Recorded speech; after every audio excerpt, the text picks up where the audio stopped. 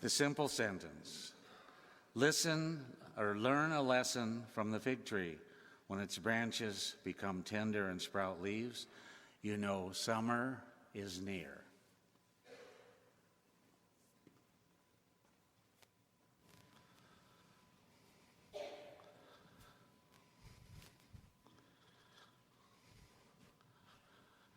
Dear family, I'm going to talk to you about 3 no's that we have, and that's K-N-O-W, okay? That's what we're talking about. Not no's, but no. Are we clear? 3 of them. I hope I can remember them. Now, in this particular reading, we bring out an important part of what it means to live our Christian Catholic faith. And this is what is called the study of eschatology. Does anybody remember that? Yeah. What does it mean? That guy deserves a chocolate. You may leave now, go to Horton's, get your donut, and go home. All right, it's a study of end time and the end things.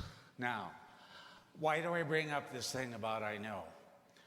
When I talk to people about this, and you've heard this, at least, I don't know, David and I and others who are my age and older have heard this stuff about the end of the world how many different times? People packing up food and putting it in these special rooms and on and on and on. All of that type of activity is nothing but bull feathers. It's bull feathers. It has 0 meaning, 0. But what we know is what is important. And the first one is that Jesus has told us in Matthew 22, and you can go home and find it yourself. And you've heard me talk about this over the months because it keeps coming back up. And that is, at the heart of our Christian Catholic life is to understand and live the fact that love is our commandment. And all of the laws and all of the prophets, everything can be summed up in that.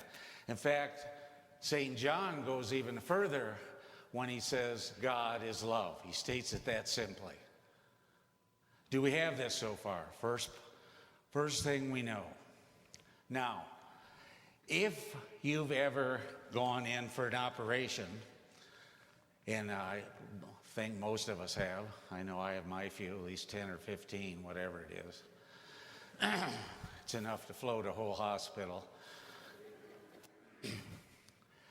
When the first time you go, it's just a little bit unnerving, okay? Just talk to a first-time mother when that baby is coming. And then when the baby does come and they go home and the husband and wife look at each other and say, ah! How do we take care of this wondrous child we've just been given? You understand the feeling. That's why here in the second one,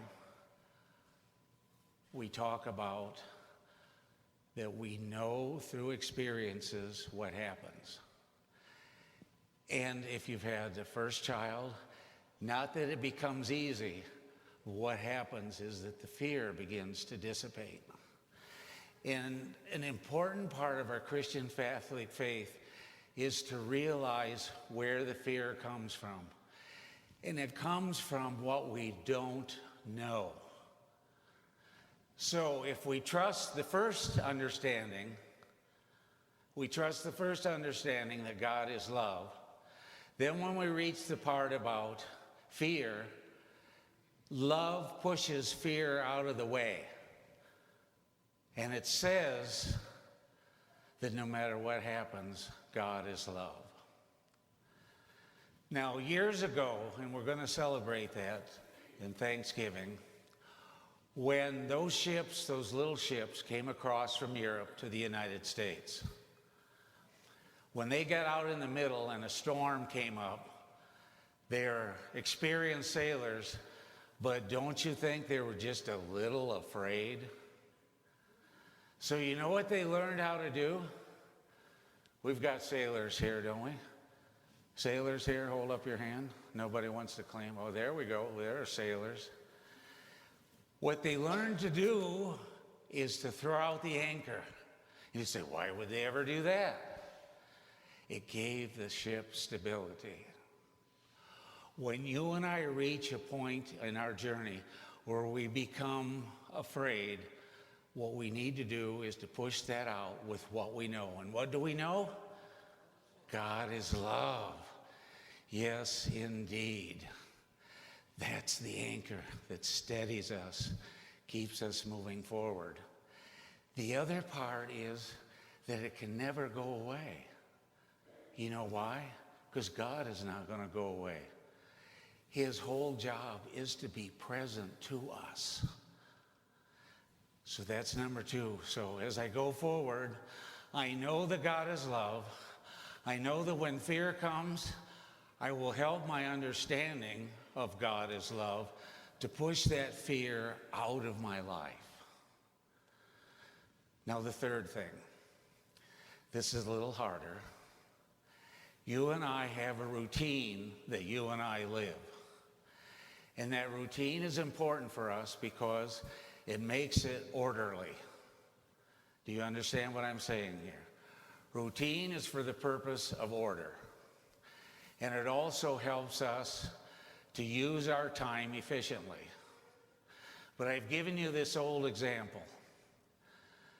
Tomorrow is Monday. Those of you who still have to get up and go to work, I get up now and look out the window and say, da da da da da. So you get ready to go to work, you have your routine, you had your coffee, you get in the car, you turn on the ignition, and you back up and you forget to open the door. Smash right into the old door. Recently, my niece, she did the other thing. She hit the gas, thought it was in reverse, went right through her bedroom. She never had a car in her bedroom before. Now that tends to disrupt things, wouldn't you say? Really disrupt things. So what happens is we got to reach back for our anchor and we have to settle ourselves. Because when we're upset, what's going to happen? Nearly every person that we meet after that is going to receive our wrath. Everyone, including the waste paper basket, the dog, and the cat. They receive our wrath. So at these particular times with our routine, it's important for us to know ahead of time that that routine is going to be disrupted sometimes. Going to be disrupted. Part of the I know here is I know that it's going to be disrupted, so I stop. I look for my anchor, the anchor that God is love. I steady myself and then begin to make the new decisions I make so I can move towards my routine. Now that is not easy. But you know how it becomes easier? When we practice it. And we remember the three no's. Knows that God is love, that God's love pushes out fear, and that third, we know that God will help us when our routine gets messed up and we have trouble going forward on any given day or week or whatever it is. Along with that, there's an important kind of insight. Any of you who have worked or been at home, you remember those days when you got sick. So when you got sick, you stayed in bed, and hopefully, if it's husband or wife, as you took care of each other, that when you asked for soup, for help, is that you said please and thank you. I'm presuming this. Big presumption. So you said please and thank you. At the end of the day, and this is things that I've been thinking about as a seminarian and as a kid for a long time. And it's this. Can I go through a whole day without committing a sin? Excuse me, without being angry or disrupt to anybody, completing what I need to do. And when we understand that, yes, we can actually do that. Some days when I'm sick, with my particular attitude, I'll be good the whole day long. The whole day long. Why do I bring this up, this little incident? One of the difficulties for us Christian Catholics as we move along our particular path is that we worry about things that we keep doing that are not good. Remember when St. Paul said, I know what I'm supposed to do, but I keep doing what I'm not supposed to do. And if you know that feeling, hello? Are you with me yet? You didn't fall asleep on the third no, did you? That's K-N-O-W, not N-O. All right. Why is this important? Because when we know, and we've experienced this, and we've taken time out of our routine to notice that we've made no mistakes, we've not sinned, there's a sense of relief. There's a sense of God has filled my life more. And the more we notice this, the more we experience this, those things which we try not to do and we do will become less and less and less, because you're learning how to live with God's love, and knowing it, you don't sin or make bad mistakes. Are we clear? 3 no's. I know that God is love. The love moves out fear. And thirdly, that God helps me to deal with my routine, and he uses that routine to show me how I can live my life without sinning. When I pay attention to that regular way of life, and I see those periods of time when have not sinned, I will use the energy from that to become more and more loving and make less and less mistakes. These are our no's for this particular Sunday. Think about each of those. God is love. God takes away fear.